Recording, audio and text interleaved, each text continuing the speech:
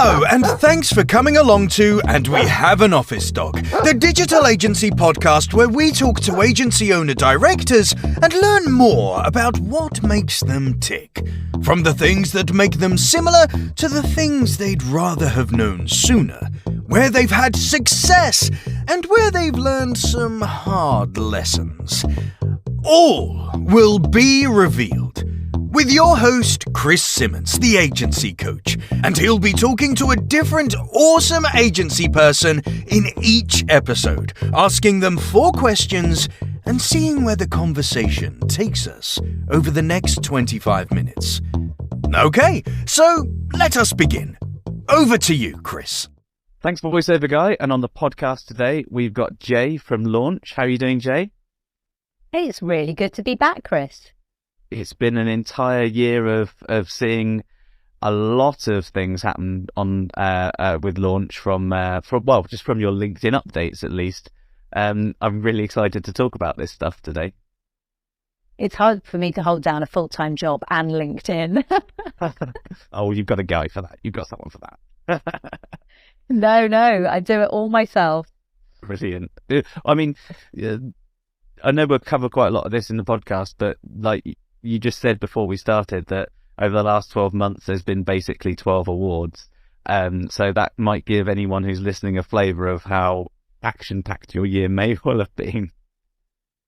There's a lot of moving gifts of us at awards dues, definitely. And it's been a phenomenal year, and I feel very privileged and lucky to be able to say that. Yeah, it's awesome. So let's jump in. For anyone who hasn't listened to the original series and the first podcast that you were on, Naughty Naughty You, but if you haven't listened, Jaye, explain what Launch are, what you do as an agency. Launch is the happy performance agency. So we are paid media, conversion optimization, and data and measurement. And it's funny, I was listening back to the podcast in preparation for this, and we used to describe ourselves as a paid media agency for ambitious advertisers. And yeah, we love ambitious advertisers, but it felt like a word that every agency was using. And we really stripped back, what was it that made Launch? And like I said on the previous episode, it is about our people, but it's also about promoting a happy workplace. Mm-hmm. And it is amazing. Into the ether, you start kind of attracting, the right people, the right clients, and interesting books. I'm going down a rabbit hole, and I'm really enjoying it. That's awesome. That's really cool. So, give us a bit of an update. What's been some major changes and developments in the agency in the last year, and how have you adapted to those things as they've changed? It's been an interesting year. We went into September with people saying, "Oh, it's going to be recession. It's going to be doom and gloom." Yeah. And the first couple of weeks of September, I had a bit of a worried mindset. And I have to say, it's not come to fruition, perhaps because we changed our mindset and we went into that's our new financial year as well from the beginning of September. And I just did the maths on it because I love a bit of metrics being paid media. And we are 50% up year on year. And that year was 50% up the year before. And that year was 50% up the year before that. Nothing but consistent. Look at that. So it's been a phenomenal year again of growth, but very solid growth, not, taking on the right clients, taking on the right projects, taking on the right people, and making sure that we stay true to this happiness message that we feel so strongly about now. That's awesome. So what's come up in this last year in the agency is there anything that you've done significantly differently that has put you that extra 50% up on the previous 50%, or is it a kind of natural evolution as you've gone? There's been a lot of conscious decision making, but I do believe that you start to build momentum past $1 million revenue. So we're on our way to 2.2, but perhaps 2.6 this year. once you hit 1 million, you get a certain amount of momentum that helps carry you forward. But we went into this financial year giving everyone £1,000 bonus for cost of, or we don't call it a bonus, a reward. It was to help with the cost of living, to celebrate the year that we just had. Yeah. We had to pull back a little bit from some of our learning and development budget because the team get 25% of their, or 20% of their time that they're sitting at a desk or standing at a desk to invest in learning and development. But we had to make sure that we were smarter with what we did, with the conferences that we went to, because we needed to put as much budget as possible to salaries. And that cost of living crisis has really impacted people. All of our costs have increased. We are really bad at putting that onto our fees. We need to get better at that, because I need to be able to have a solid basis to be able to pay the team, what they need to be paid. But there is also still a recruitment challenge out there. That's where the happy message helps us. We are different. We are much more transparent in the way that we do things. But that is a constant challenge. And I wouldn't say that running the agency has got any easier. I woke up at 3:00 this morning thinking about one of the issues that I've got. And I don't think that that's going to stop, even though I've got a great senior leadership team, a great senior management team. It's just the nature of agency. Yeah, I think when you know that the buck stops with you, full accountability at the top, regardless of how big you are, I can't imagine even the largest of large businesses still has that. You still have that 3 a.m. wake up thinking, oh, what about, or have I done, or whatever, because it does trickle down eventually somewhere in the wrong way later on. So I would say also from the last year that is something I've become more aware of, is that agency owners in particular, but most founders of companies don't give themselves enough time for themselves or for thinking, the space. Yeah. Well, the problem is, I think, when you start a business and it's yours and you're the key reins at the beginning, and you're the one that's doing the delivery and everything like that, not only is it hard to give that away and delegate things out and trust people, but you never quite lose the I think I know best how to do this kind of stuff. And then that trickles through into, I should probably have a break now and let the people I've hired and trust to do the work well. And I think we struggle with that because we've been too long in the trenches, as it were, doing it for ourselves. I would agree. And there are books out there that have helped me in the last 6 months or so. Arianna Huffington's Thrive, where she talks about the fact that you really need to have an extra metric of measuring success, because a lot of founders are high achievers. The metrics of success within business tend to be power and money, but she talks about developing this third metric, which is along the happiness, but it's wonder. It's exposing yourself to new experiences. And I went on a retreat a couple of weeks ago with the Like-Hearted Leaders group, who are absolutely awesome. And I had no idea what I was expecting. It was my husband's birthday, actually. So I kind of was using it as a, let's go away. Let's go away. We'll just walk in the countryside and there'll be some other people there. And it was transformative, meeting 12 strangers. And you need to put yourself in situations that you wouldn't normally go into, just because it can provoke new ideas and give you creativity. So the last years, obviously, there's plenty, it sounds like, that's happened and changed in the agency. What do you think's happened in the industry as a whole? And is there anything that you kind of avoided because of it, or engaged in particular? So we recorded last year, I think, just before the announcement was made about Google Analytics being sunsetted as we know it, and Google Analytics 4, or GA4 as it's now known. going to be launched and be the only way of using Google Analytics from the 1st of July this year.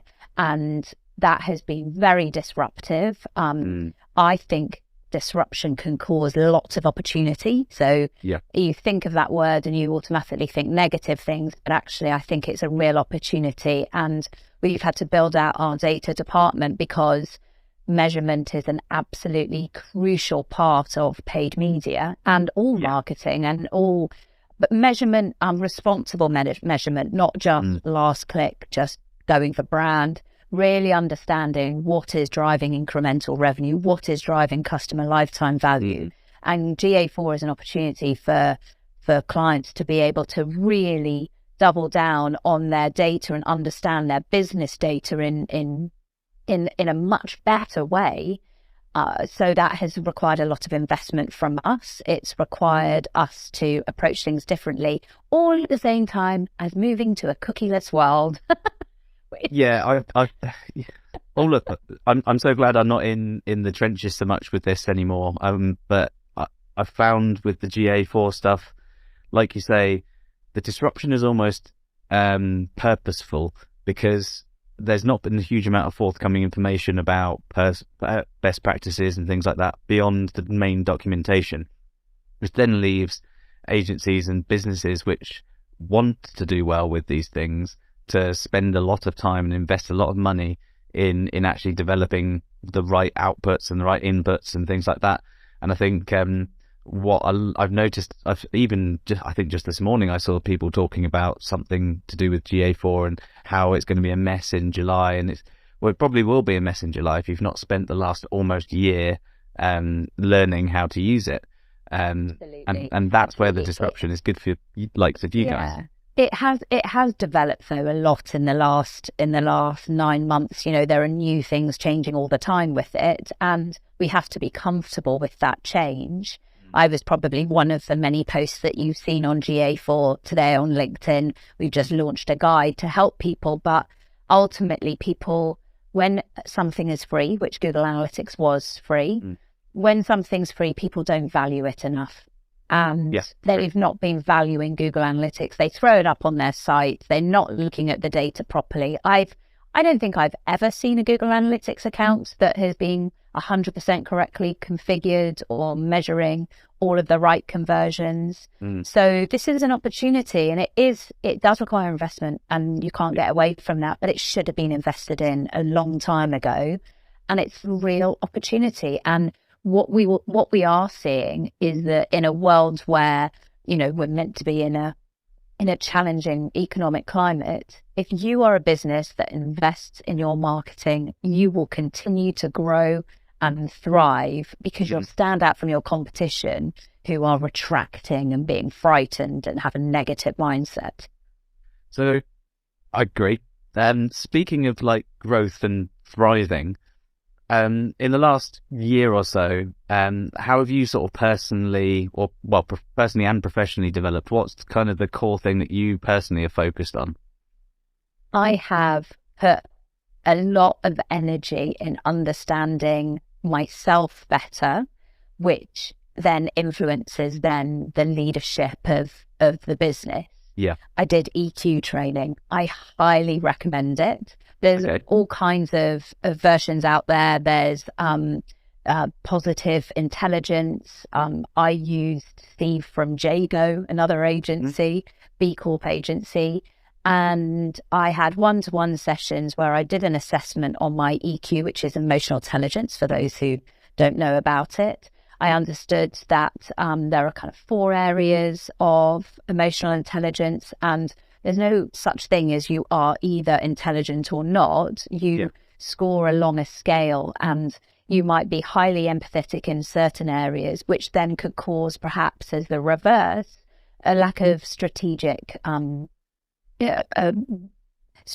understanding. If you care too much about what people think about you, you might not make the right decisions in your business. So by understanding how you score and understanding coping mechanisms, because no human being is perfect. Every human being struggles with something. And if we aren't struggling with something, we find something to struggle. with. Yeah. It's just the human condition. And being able to understand that in a human-powered business like we are, and we've got human-powered paid media, which uses automation and AI and machine learning to drive it forward. But if you don't have the human element at the start to understand the people's business needs, so this idea that by understanding humans more and this idea around happiness, that's where I really felt strongly that was my why. And people are my why, and they're challenging at times. Oh yeah, that was the challenge, like you say. The struggle is something which is quite satisfying when you see the outcome. You know, the obvious metrics of staff retention and things like that are really easy to measure.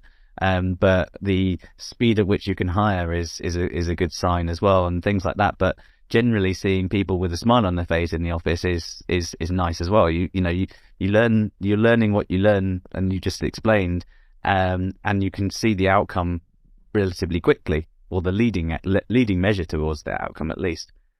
And at one point, I felt almost tired. I was like, oh my gosh, have I got to now learn a whole new load of stuff to understand organizational psychology and motivations of people? And then I realized, hold on a minute, this is super interesting stuff. Why are you looking at this negatively? This is an opportunity to learn and grow. And you see all these people who retire and then go and do a degree. It's because by learning more, we expand our minds, we expand our consciousness, and I bloody love it. I bloody love reading all of these books. Okay, quite often I don't get past chapter 3, but normally they put everything in the first 3 chapters anyway. Or Blinkist is a really great way to speed things up. I've come to the conclusion that almost every book, you could distill it down to about 30,000 words, which is about 2.5 hours of reading. All the rest of that stuff in those books is filler. So yep, you're right. Chapter 3 is usually when they've made the main point, and the rest of it is just concept builders and things like that. But you're right, and I think self-awareness is something which is super hard to learn unless you either consciously decide to, or something happens that kind of pushes you into doing that. We offer like a similar kind of service where we'll do like an emergenetics testing for either you and your team, so you can kind of work out where you're best using your energy, should we say. So if you're analytical, I might be analytical, but I use a lot more energy being analytical than you use being analytical. But I also enjoy being creative, and I use a lot less energy being creative than I do being analytical. And it really helps when you're kind of trying to piece together the decision making that happens in a business. You know, I know that if I gave you a 1,000-row spreadsheet with loads and loads of pieces of data, it might take you 10 minutes. You might like doing it, but it uses more sort of mental energy than it would do if you gave it to someone and it took them 2 days, because realistically they're pushing a bit harder you're pushing a bit harder to get it done. It's really, really cool. Wow, and then that sounds epic. Yeah, so when you see how like you fare in silo, you go, oh, I kind of got that. That makes sense. But then when you see how the team as a whole kind of slot in together, it just makes it kind of draws like this really incredible picture of that's why that person after a week of X is really stressed out or crabby, or that's why that person really loves the shitty jobs. Or I thought they were shitty jobs, but they're not. And it's really, really clever. I love it. That kind of awareness. Having that kind of awareness makes it really cool. And then when you bring in new members of staff, you do a similar kind of exercise where you can work out how they'd slot in. And one thing I've noticed with that is that it is great when you're adding people to the team later. So you're doing do they fit the culture? Do they fit the values? Are they able to do the role? And then you go, if they do come in, will they fit in like which mentally, makes sense. you know? Yeah, because we've got multiple pods, and then you'd have to decide which pod they go into. Yeah, I'm buying that, Chris. Send me an email afterwards. Well, I tell you, I've ever done. I've sold on a podcast, you guys. If you ever want any selling tips, there's a training course for that too. I tell you what, though, what's interesting is starting with the individual understanding themselves better. So rather than this old traditional model where the line manager, needs to know you to micromanage you, to direct you, if we all are more self-aware, and then we have a organizational structure that allows more of a coaching and mentoring mindset, then it enables the individual to be able to have the language to communicate how it is that they're, approaching things. And, I really struggle with, there's this thing, being more Yoda and less superhero. And I bloody love being a superhero. I love, Well, the idea. You're a founder. You want to be the superhero. You want to be the, the savior. But I get it. Well, and with your graphics that go with it, the POW, it's that superhero. You can have an impact. I'll come in. I'll rescue the situation. But that does not promote a healthy workplace. It doesn't promote healthy colleague relationships. It's Absolutely. important that you empower people and be more Yoda and mentor them to bring their best selves to work. I struggle with it. I luckily have an operations director who's much better at it. So, and he's our people person. So that's really good. And I understand myself that I have a more of a lean towards superheroes. So I therefore take a gap and put Mike in. Yep. That's exactly what you should be doing. If you ticked all of the right leadership boxes out, I know me, I know them, I know where, and put it all together. So if we plan a recording for 12 months time, and I'm asking you now, what's your core focus for the next 12 years? What's that going to be? What's Launch aiming for 12 years into the future? 12 years, dear God, I don't know if I could ever look that far in advance. Let's go 12 months. We'll go 12 months. So what we're seeing within industry is that agencies now need to do more thinking, and allow the automation and the AI to do some of the doing, the button pushing. We're moving much more towards that way, which means investing more in the team to keep pushing them to climb up that knowledge ladder, to widen their experiences, to understanding marketing more broadly. From a structure point of view, we're really focusing on, and this has actually come from Google themselves. I'm part of the Google Exec Circle, so I get to be in a room with 30 of the top independent agencies in the UK, who are all in paid media. And we understand the importance of that measurement piece that we've already spoken about, but also the creativity that you now need to bring to make the brand stand out from the rest of the crowd, that noisy place of our feeds and the search results. How can you actually connect with customers? I'm watching interesting agencies blossom that are specializing in empathy, for example, and connecting with your customer and understanding your customer. So I want Launch to keep evolving, to keep being able to serve our customers well, to be able to be a breeding ground for talent. Quite literally a breeding ground. We have a very good parental leave policy. Oh, there you go. There's a plug there, just in case you wanted to work at Launch, everybody. Not only are you happy, but you can have babies too. And I think on the last podcast, I said to you about this glass ceiling, this self-imposed glass ceiling, which I continue every day. I picture myself a little bit like Iceman Hoff, where he has to cut through the ice to get back into the water. And every day that ice just slowly, covers over again. Well, if you look upwards, every day I've got to tap through that glass ceiling and have bigger and bigger expectations for what we can achieve, because I started in my bedroom, with my first client 10.5 years ago now. And now we will be around about 2.5 million, around about 27 people. It's just amazing. And I want to be able to just keep pushing that forward so that the team can develop within the company. And, we can't hold on to everyone forever, even though I really would like to try, but they can keep bringing their best selves to work, and we can bring new talent on. Well, that's wonderful. So hopefully next year, season 3, we'll have a conversation, and it will be just as positive as this one's been. And I might have the new title of Chief Happiness Officer, because the aim is that... You've exited the day-to-day and you come in and just make people smile. Yeah, brilliant. Exactly. So like a great job. I might have to put that on my vision board that I still not actually pinned to the wall yet. We've all got one of them in our heads somewhere, as it's always distorts depending on your mood at the time. Thank you so much for coming on again, Jaye. It's been great to talk to you. Awesome. Really good to see you, Chris. And on the next podcast, we'll be talking to another agency leader for a second time to find out what's happened in the last year for them.